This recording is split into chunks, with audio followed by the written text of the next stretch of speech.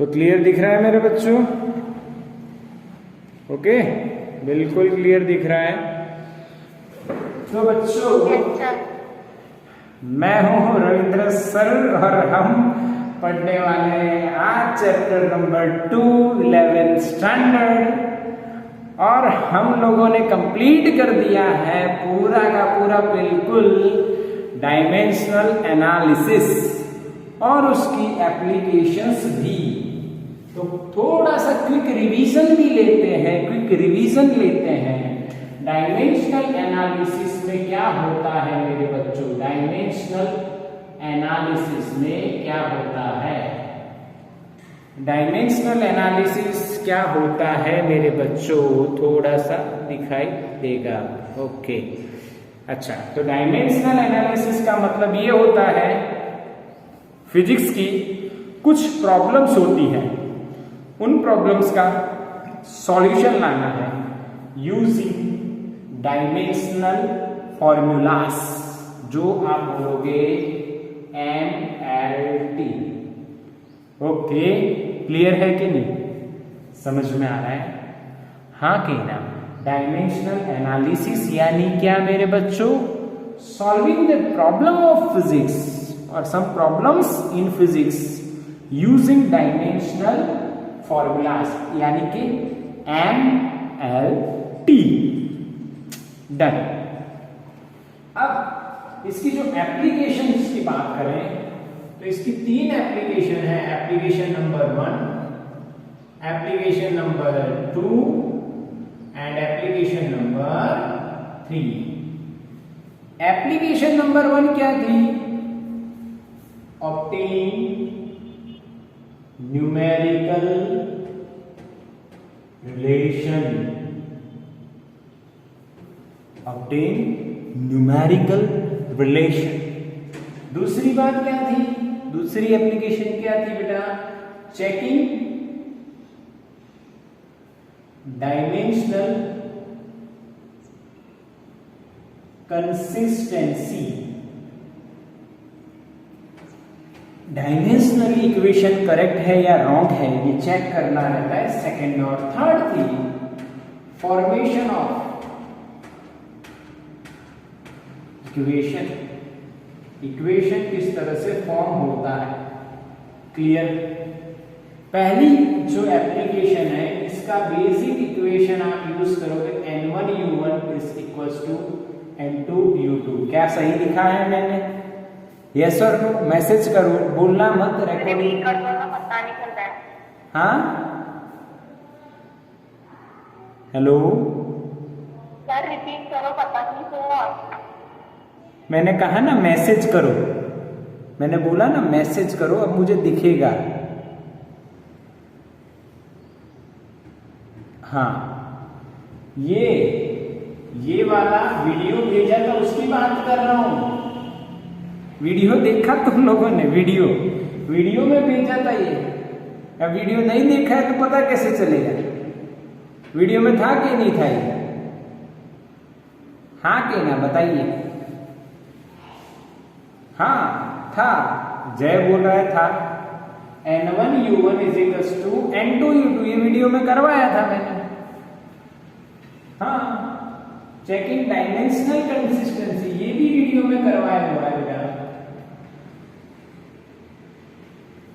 Checking dimensional consistency, इसके में हमें क्या करना था? Dimensional formula of LHS is equal two dimensional formula of RHS, ये करना था।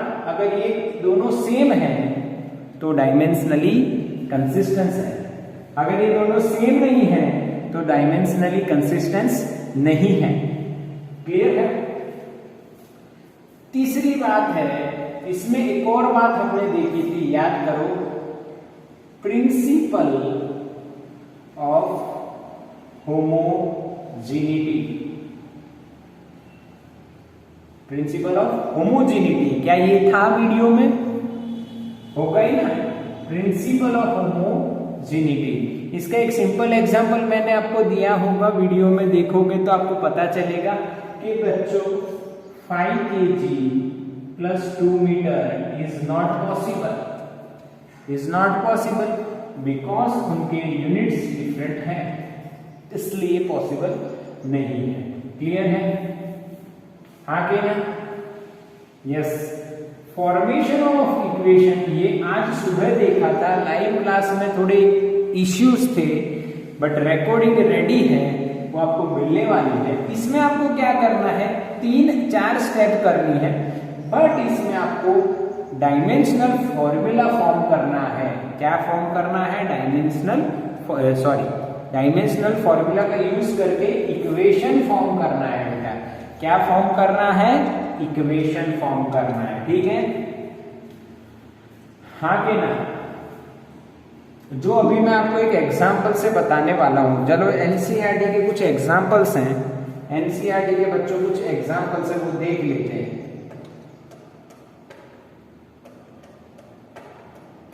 पहला है 2.15 तो ये एप्लीकेशन नंबर 2 से बेस्ड है।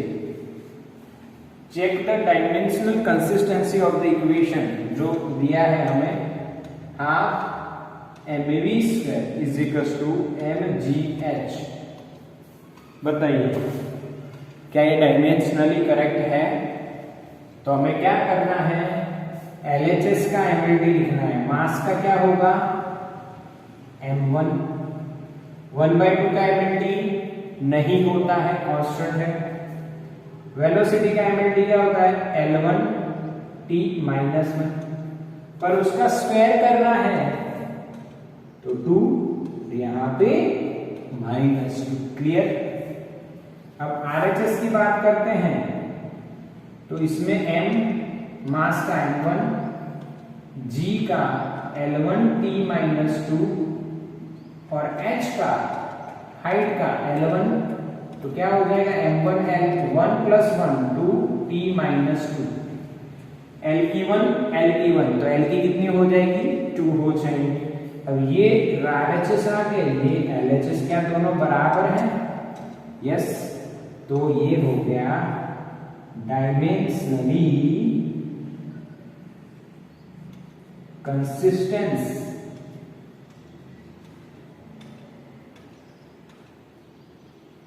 क्लियर? डायमेंशनली कंसिस्टेंस है। क्या मेरे बच्चों को समझ में आया? यस और नो? एप्लीकेशन नंबर 2 हो गई आपकी।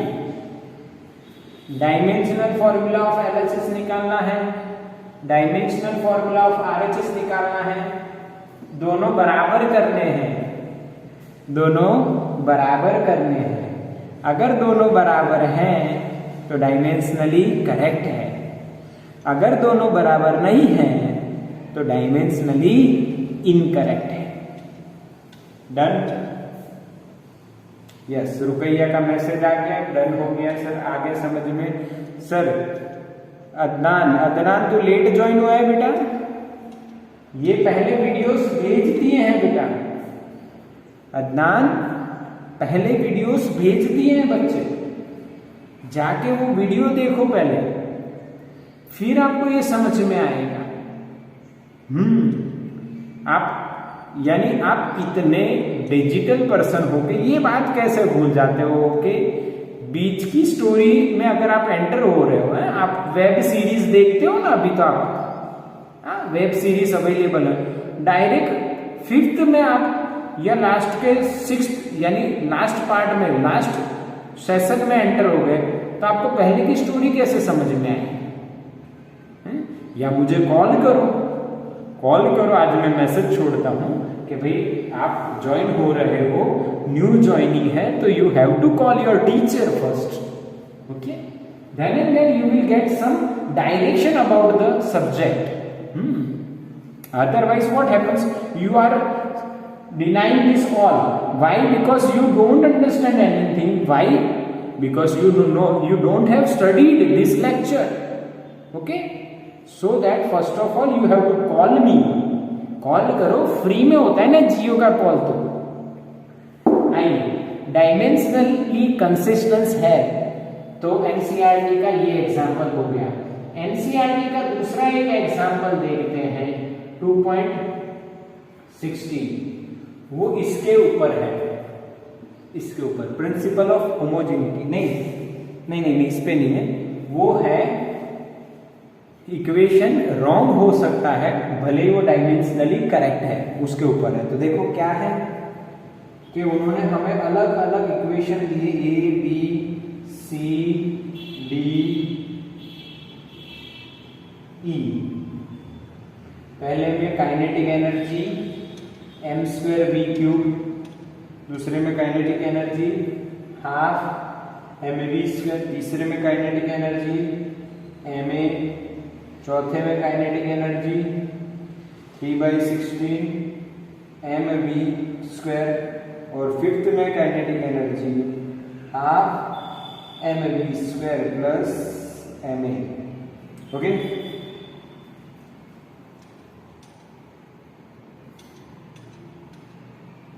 तो डायमेंशनली कौन से करेक्ट नहीं है ये आपको बताना है।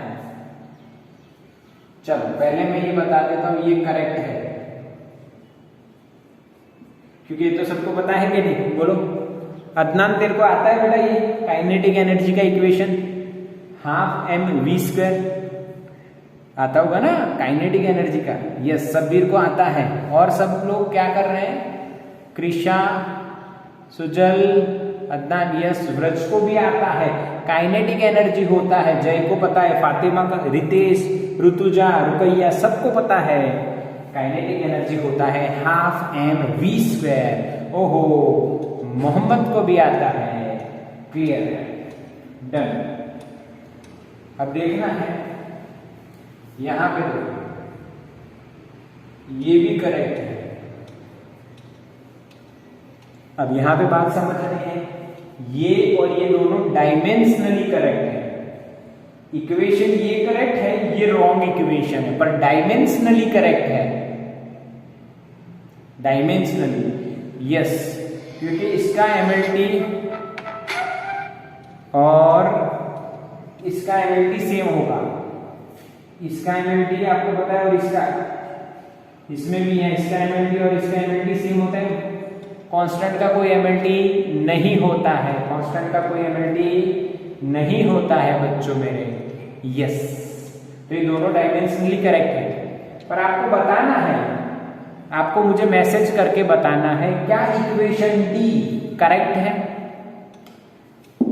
डायमेंशनली करेक्ट है, पर ऐसे जब मैथमेटिकली हम ये इक्वेशन लिखते हैं तो ऐसा कोई इक्वेशन काइनेटिक एनर्जी का? यस रुकैया, आंसर सही। यस रितेश, जैन, जय, ऋतुजा, सबके आंसर करेक्ट हैं। निकिशा, कृषा, ये इक्वेशन रॉन्ग है, इक्वेशन रॉन्ग है।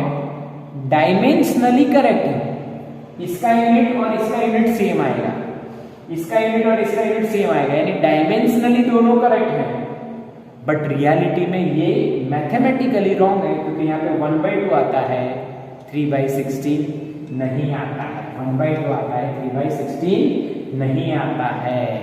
चलो पक्का, अब बताओ ये करेक्ट है या रॉन्ग है? जल्दी बताओ, पहले वाला करेक्ट या रॉन्ग? खुद से बताओ, खुद से बताओ, जल्दी मैसेज करो बेटा। पहले वाला करेक्ट या wrong? Very good, not correct और इनकरेक्ट।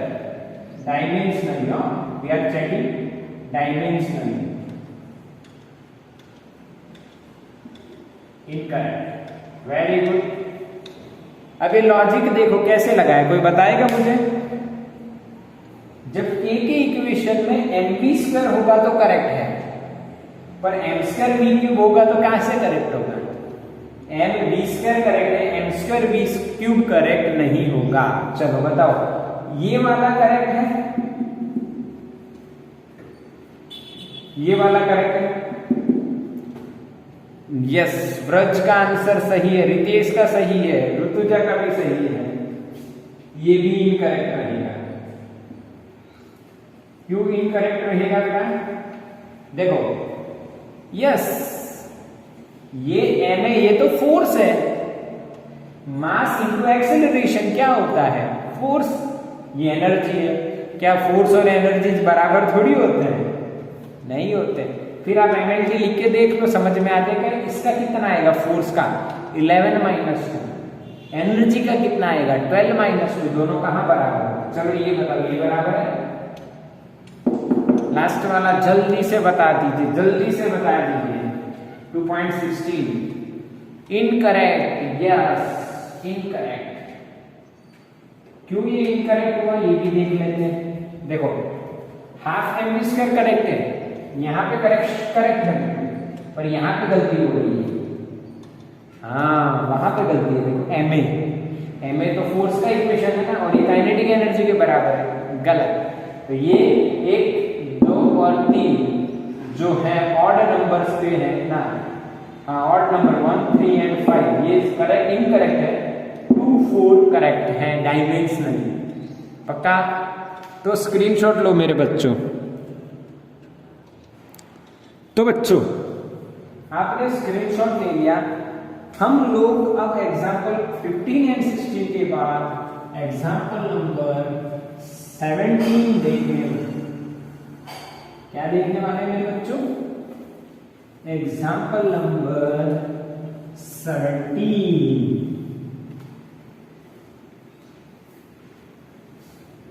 और 17 जो एग्जाम्पल है बेटा, उसी के बेस पे हम लोग एप्लीकेशन 3 पढ़े हैं।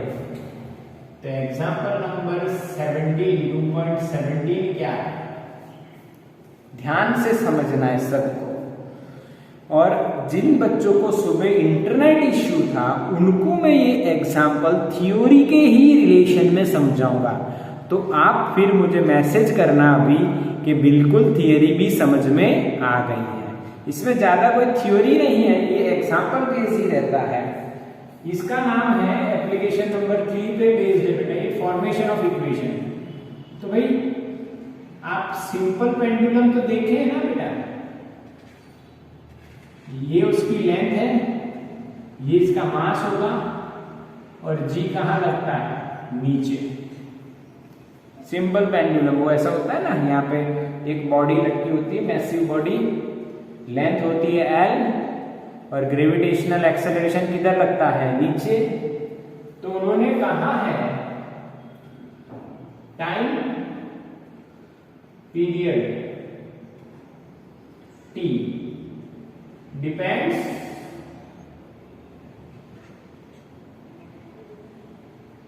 On mass m, length L and gravitational acceleration G form equation of T and period का इक्वेशन बनाइए। बोलो क्लियर? क्वेश्चन समझ में आया बेटा? मैसेज करो क्वेश्चन समझ में आया कि नहीं। थर्ड एप्लीकेशन है ये, थर्ड एप्लीकेशन है of dimensional analysis formation of equation. और वो एप्लीकेशन में इस सम के बेस से ही आपको सिखा दूंगा। So don't worry, B with me, I will teach you third application of the dimensional analysis. Okay, तो लेट्स स्टार्ट बच्चों। क्या देखते हैं यहाँ पे? देखो सबसे पहली स्टेप होती है स्टेप 1, वो तो सबको पता है, पहली स्टेप ही 1 होगी।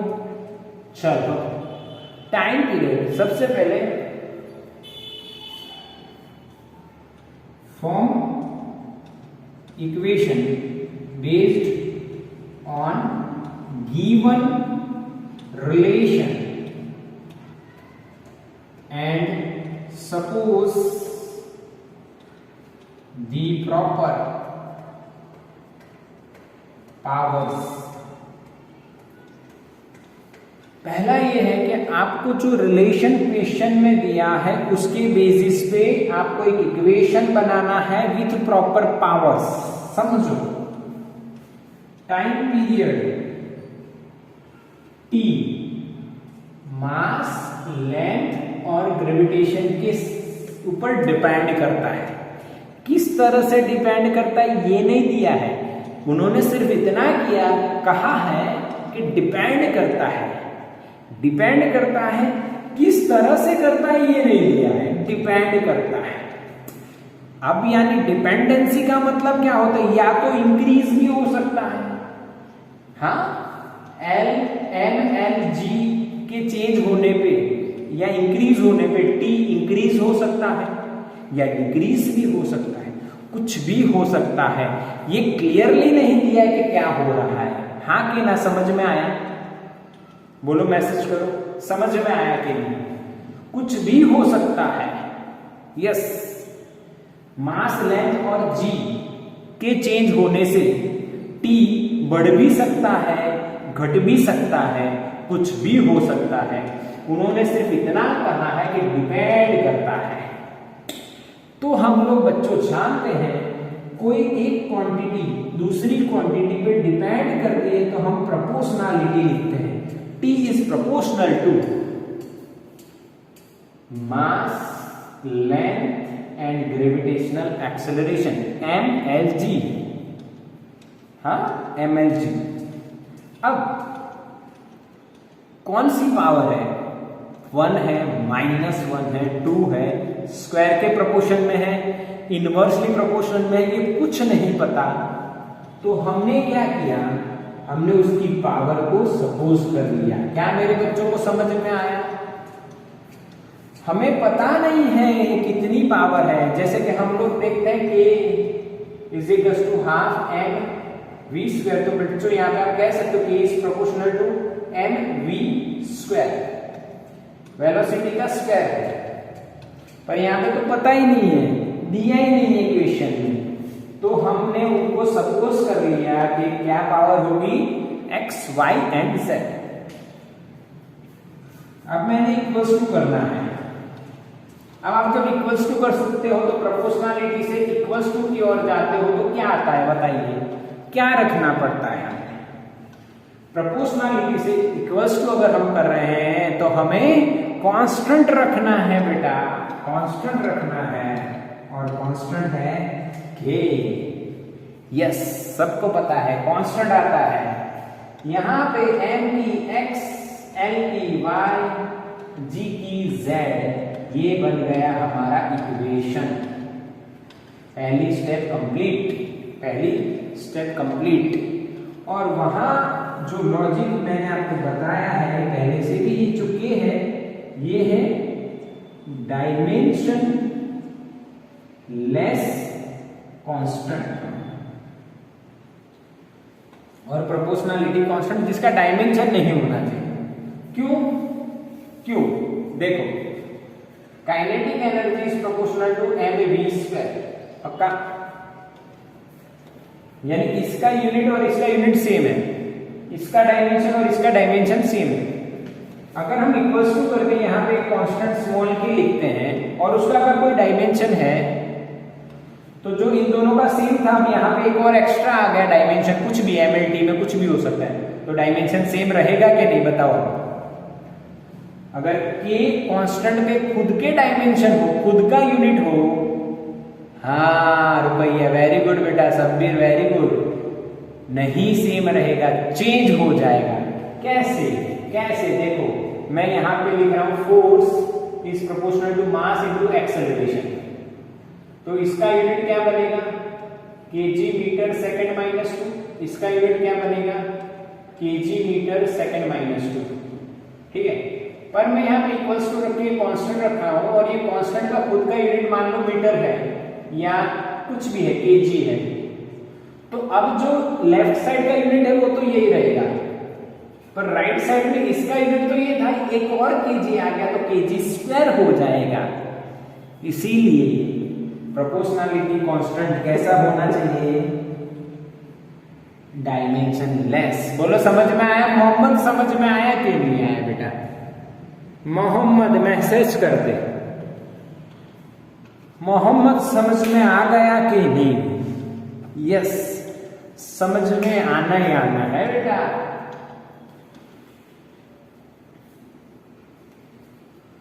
चलो ठीक है बच्चों, स्टेप 1 कंप्लीट हो गई।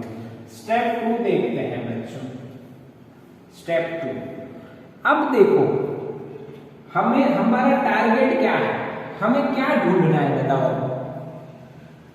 हमने क्या सपोज किया, XYZ। अब हमें वो XYZ ढूंढने हैं पावर, तो अब उसकी डायरेक्शन में हम आगे बढ़ रहे हैं, और उस डायरेक्शन में मैं आपको सेकंड स्टेप बताता हूं, राइट डायमेंशनल फॉर्मूलाज। दोनों साइड डायमेंशनल फॉर्मूला को लिखने हैं। चलो, तो लेफ्ट साइड जो इक्वेशन, इन इक्वेशन नंबर 1 में डायमेंशनल फॉर्मूला लिखने हैं आपको। लेफ्ट साइड में टाइम पीरियड है, टाइम पीरियड यानी क्या होता है, time required to complete one oscillation. यहां से स्टार्ट हुआ, इधर गया, इधर आया, तो एक ऑसिलेशन, तो इसमें कितना टाइम लगता है, that is called time period, और उसका यूनिट सेकंड होता है। एमएलटी क्या होगा, m0 l0 t1। क्या मेरे बच्चों को समझ में आया? यस और नो?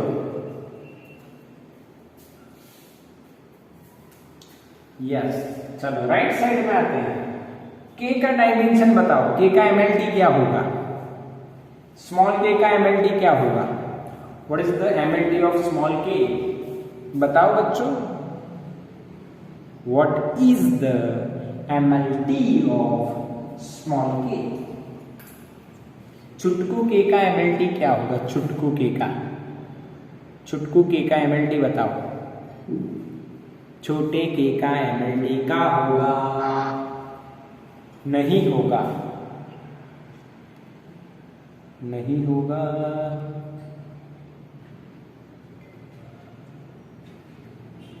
चलो क्लियर?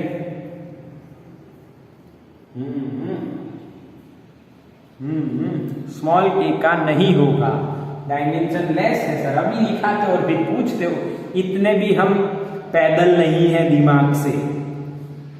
अभी यहां तो समझाया और फिर यहां पूछ रहे हो कि के का एमएलटी क्या, इतने हम पैदल नहीं दिमाग से, इतने तो हम लॉजिकल माइंड लगाते हैं। यस, नहीं नहीं नहीं, सही है सही है। चलो, तो मास का क्या होगा बेटा, m1, उसकी पावर है बेटा x, पक्का। लेंथ का एमएलटी क्या होगा, L1, उसकी पावर है y, और लास्ट हमारा है ग्रेविटेशनल एक्सेलरेशन। एक्सेलरेशन का यूनिट होता है मीटर सेकंड माइनस 2, तो ये L1, ये t-2, ठीक है। यहाँ पे लिख देंगे L1 t-2, ठीक है। और ये हिंदी या गुजराती का 2 जो आप मान रहे हो वो लिखता हूं मैं, क्योंकि Z और 2 सेम दिखने लग जाएंगे कभी कभी। अब इधर तो कोई चेंज नहीं आएगा, सॉरी +1 है, इधर देखो m। पावर की पावर का क्या होता है, एडिशन, सब्ट्रैक्शन, मल्टीप्लिकेशन या डिवीजन। पावर की पावर का 2 का 2 एडिशन। अरे पावर की पावर, हाँ मल्टीप्लाई होता है भाई, 1 इंटू x। फ्लो में कई बच्चों ने एडिशन फटाफट, नहीं multiplication. 1 into x L, 1 into y 1 into z। ओ समझ में आया क्या, ये समझ में आया। L 1 इंटू y, L की y, इधर L की z। अब L की y और L की z, और दोनों मल्टीप्लिकेशन में बेस सेम होगा। If base is same in multiplication, then power will be added. Okay, बिल्कुल। और t का -2 इंटू z, तो -2z। Done, step 2 done. Step 3, equate powers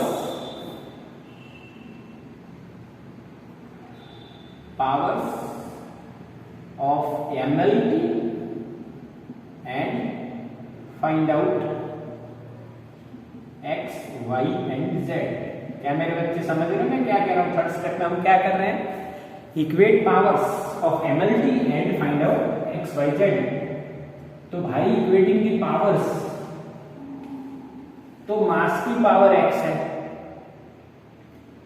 इधर मास की पावर 0 है और बीच में इक्वल टू है। इसका मतलब ये दोनों पावर सेम होंगी, तो x बराबर क्या आ गया बेटा? 0। लो पहली वैल्यू तो मिल गई, मिली क्या नहीं? हाँ मिला। Yes yes yes yes yes मिल गई। दूसरी है बेटा, दूसरी बात करते हैं। l की power y plus z equals to l की पावर 0। यहां पे कुछ मिलेगा नहीं, रुक जाइए थोड़ी देर, रुक जाइए, रुक जाओ रुक जाओ। अब तीसरी t की पावर देखो, t की पावर -2 जेड इक्वल्स टू, इधर क्या है, इधर क्या है, इधर क्या है? 1। तो z क्या आएगा भाई? -1/2। अरे वाह, z मिल गया, x मिल गया, रहा y। इधर से सॉल्व करो, y इज इक्वल्स टू, ये उधर गया तो -z, z -1/2, ऑलरेडी माइनस है, माइनस माइनस क्या हो जाएगा? +1/2। तो ये हमारा y आ गया। क्लियर? हाँ कि स्टेप 4, चौथा और आखिरी step, put x y z values of x y and z in equation number 1। खत्म। रखेंगे हम क्या करेंगे? P इज इक्वल टू क्या मिला मेरे बच्चों? K M L G, M की पावर x y z, ये थी ना इक्वेशन। देखो मैंने x की जगह 0,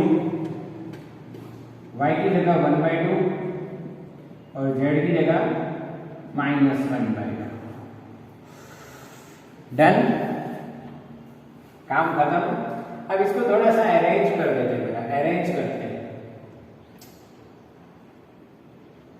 एक बात ध्यान रखिए, practically k is equal to यहां पे मिलेगा आपको 2π। जो क्वेश्चन में दिया हो कि न दिया हो, नहीं दिया है, पर मैंने आपको बता दिया है। प्रैक्टिकली k की वैल्यू कितनी मिलेगी बच्चों? 2π। कितनी मिलेगी मेरे बच्चों? 2π। ओके, तो t इज इक्वल टू क्या हो जाएगा? 2π इंटू l की 1/2 यानी √l और g की -1/2 यानी √g है पर नीचे चला जाएगा,